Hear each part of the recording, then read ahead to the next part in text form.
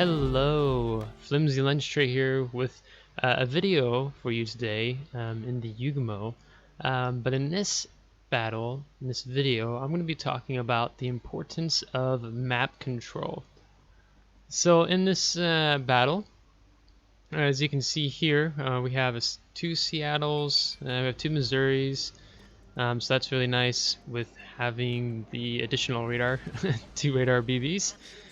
And I'm asking my team, does the St. Louis have radar? Because I can't remember, and they're going to confirm that that's a no. So still from time to time, I question myself, and I'd rather be 100% positive versus thinking that I do know and be mistaken. So yes, map control.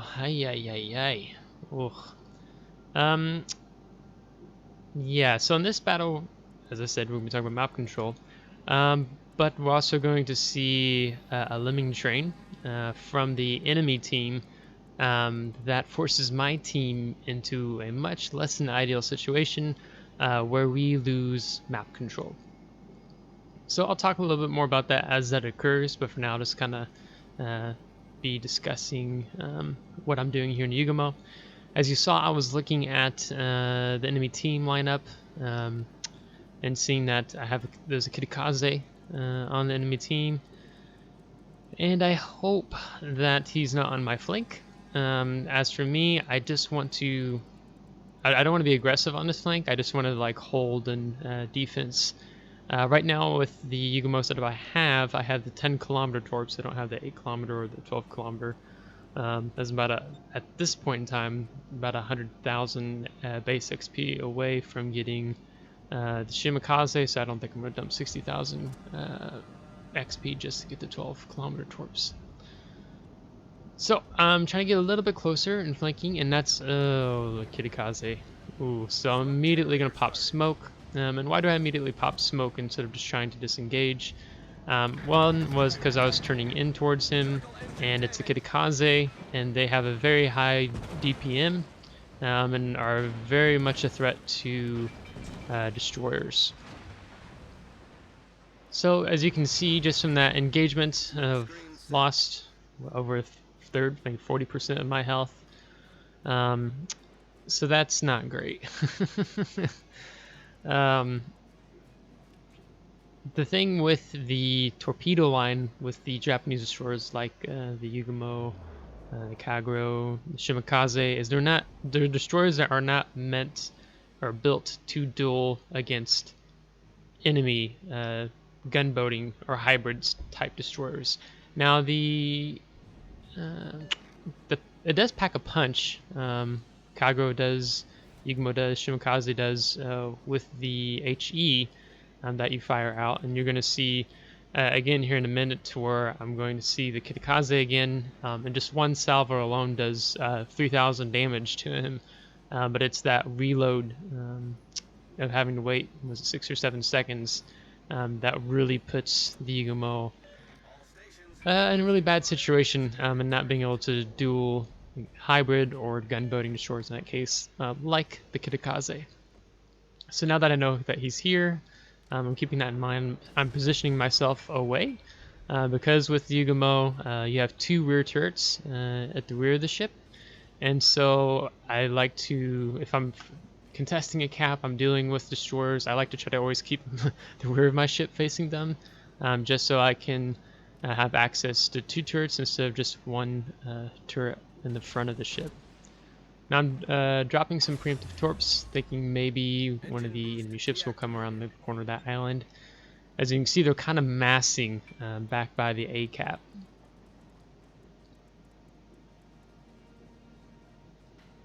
So I'm telling my team to not abandon B, that we need to defend, we need to hold, because the challenge is if they move in and take B, they're just going to end up pushing my team back towards C and even back towards D. But then you see one of them is typing or says in chat that they're lemming B, so there's no way we can possibly hold. Now, the challenge that you have, well, let me talk about this first. So because I know from the chat, it seems like my teammates are running away. I am going to flank out. So I'm going to be a destroyer working out on the edge versus just running with my team, because that's going to present some good potential broadsides from like on ships like the cruisers with the Minnesota, the St. Louis, so on and so forth. But I'm also trying to keep an eye on this Kitakaze for them. Not that it helps with them focusing on it. And so again, we see the Kitakaze. I smoke up because I know I'm about to be seen. And I really can't afford to keep being chunked. Yeah, and there's that nice 3,000 plus salvo. Now, see, he smokes up again, and I notice that he's still going forward. So I'm going to try some blind fire smoke here. Kind of, okay, we got a penetration there. Aim roughly where I think he'd be again. Another penetration. And then now he's going to start turning in. So I get a little extra free damage there on him.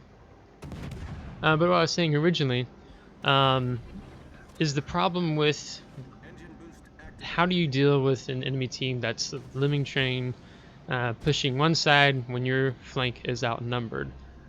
Well, one, of course, you want to kite away, but you don't want to just run. Like maybe you wait as they get closer, where you feel safe, like you're going quarter speed, half speed, and then if you feel like it, that you need to disengage, you kind of play maybe at your concealment range a little bit, so you can go dark, depending on whether you're cruiser, battleship, so on and so forth, and you hold them off for longer from pushing in a flank. So it helps potentially maybe give your other teammates time to react, because they have taken so long at D and dealing with just 2 ships on that end. So that since they're pushing so hard in this flank and our team's not pushing the other flank hard, it's just going to result in a bottleneck happening where our team's going to be in a very small area. So I'm continuing to flank out along around these islands here, because I'm not sure how exactly the Kitakaze might push in. He might push up, but I go ahead and I pop my torpedoes, and I'm going to keep it on rather than just like, oh, I'm going to just turn it on and lock onto you for 5 seconds and turn it off. I actually leave it on for a really long time before I might even dump torps, because right now the Minnesota's outside my torpedo range, and Minnesota is a slow battleship. Our enemy team is just like hauling butt and trying to get away, and he's got teammates on each side. So my gamble, my guess is that he's going to stay on this course. He's not going to alter. He's not going to turn. He's not going to twist away, so on and so forth. So I dump those torpedoes, and then I'm going to switch back to turrets, just trying to keep an eye on this Kitakaze, because I know he knows I'm over here most likely, and he's going to keep messing with me, because he knows the threat I pose to his teammates on this flank. And yeah, so now look at the mini-map, and you can see how congested and how bottled up our team has become. Now, sometimes there can be an advantage with how our team is right now, or it's basically you've got us all corralled up, and the focus fire is going to be really strong. Coming from that one area, if they do focus fire on the enemy team as they push in, but at the same time, if our teammates are just shooting at every which direction, every which ship, then it's just the focus fire isn't going to pull off, and we're just going to lose due to map control, even though we have the points lead. And it's identifying early enough. You know, they have 3 ships down, we have over 100 points lead, we've only lost 1 destroyer ship so far, and it's identifying early enough that we are in a losing situation right now, even though the points don't show it, so on and so forth, but we're in a losing situation. And you can even see that being indicated from the score timer, since the enemy team is about to take C cap. So I dumped some more torpedoes again, hoping maybe catch the St. Louis. So I'm going to continue to keep my torpedo indicator on him, at least for now. We did get 3 solid torpedoes in on that Minnesota, and these are heavy hitting torpedoes, which is really nice. and that's when I detect the Kitakaze. So he is up here. He's trying to see if he can locate where I am, because again, he knows the threat I posed to the team, and I'm sure that his teammates have been pinging the map up here, maybe trying to alert them to my presence. Now I do get somewhat close to being detected as a 5.5 concealment range, so I go ahead and pop the engine boost. As my goal right now is to keep him detected without me being spotted. So I want to play within just that small gap, see if any teammates will help. Of course, the St. Louis really is more the priority because he's about to die, and I really would like for them to take rid of him, then to turn focus to this Kitakaze. So he goes dark, and I'm going to go ahead and turn in, or turn out, however you want to phrase that, a little bit to see if I can pick him up again. So I'm going to go ahead and dump some preemptive torps, maybe catch him off guard if he's still continuing to push. So you can see that in the meantime, when I talk about ships, they've lost 2 more ships, while we've also lost 2 more. I'm asking the Jutland if he can help me deal with this Kitakaze, because I'm not equipped to really do it. But then he pings the map telling me he's focusing down there. So I know I'm on my own. At least I know that much. Now, right now I'm focusing on trying to serve as a buffer between the Kitakaze and my team. I'm trying to be their eyes if the Kitakaze tries to get close and maybe dump torpedoes, or if he sets up shop.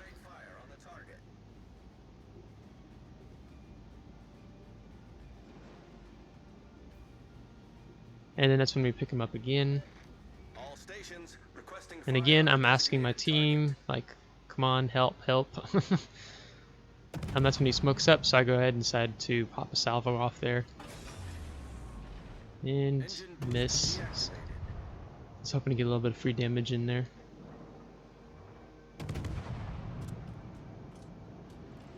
So I get detected again. And I'm going to dump torpedoes in on the screen. And because I'm being focused, I know probably it's him. I can't afford to take the damage. Even though this is my last smoke screen, I can't with that DPM. And you can see he's also doing the blind fire thing, and he's getting pretty lucky with several of those shots.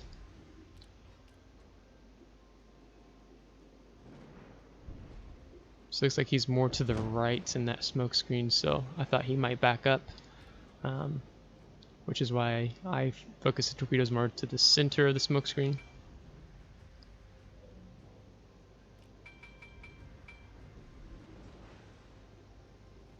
Yeah, but now in terms of ships, we're even.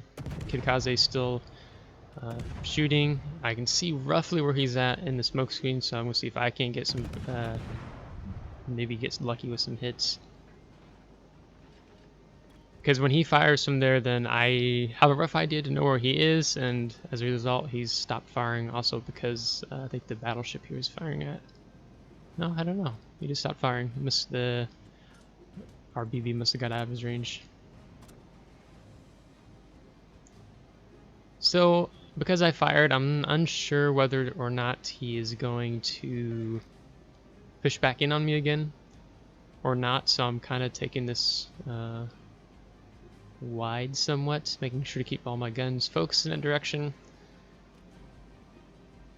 because at the same time I don't want to just needlessly die. But out of engine boost, out of smokes, I have to play this somewhat cautiously right now.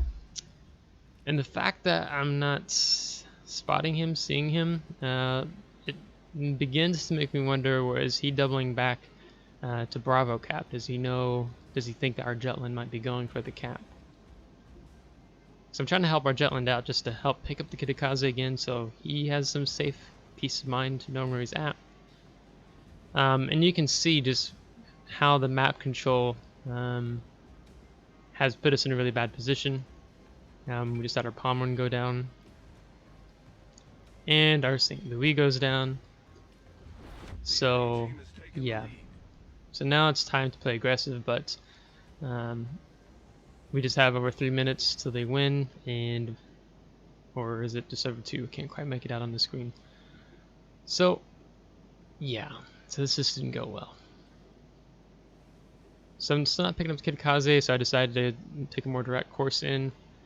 And that's when I think, I think he is going back to B cap. So I go ahead and start to type to warn the Jutland that I think the Kitakaze is coming back towards him, and as soon as I type that, there's Kitakaze. He's outside my gun range. I'm trying to let the Jutland know that he's there, because by the time that Jutland can react, the Kitakaze can have 3 or 4 salvos out already on him. And now Jutland's health is much lower.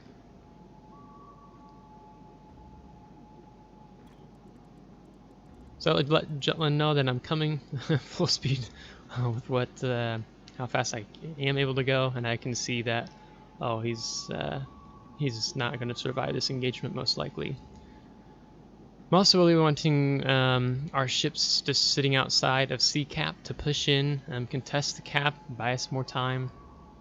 So you'll probably see me pinging here at one moment, trying to get them to go in. And D cap is being contested, so that means that, yeah, ship coming in from the rear. Concentrate fire on the enemy warship. And almost.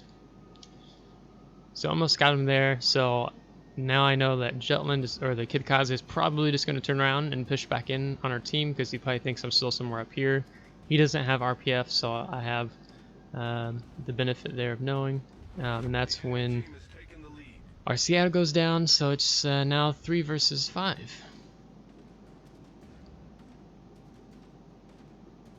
So I'm trying to keep an eye on what's going on my side.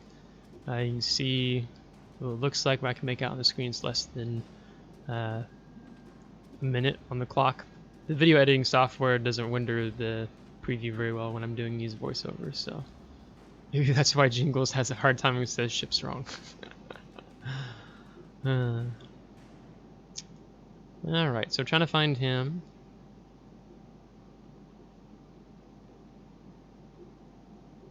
So our team just bought us some more time and taking out another one of their ships.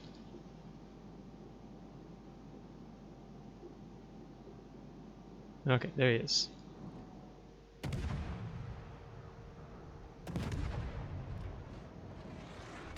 So even though I have the upper advantage with health here, you can see that he's getting some good hits on me as I'm trying to finish him off. Enemy destroyer blown up. And we take him out to buy ourselves a little bit more time, but it doesn't look like it's going to be enough. And then I'm going to move in and contest this cap. And now I'm pinging them, trying to get them to move in.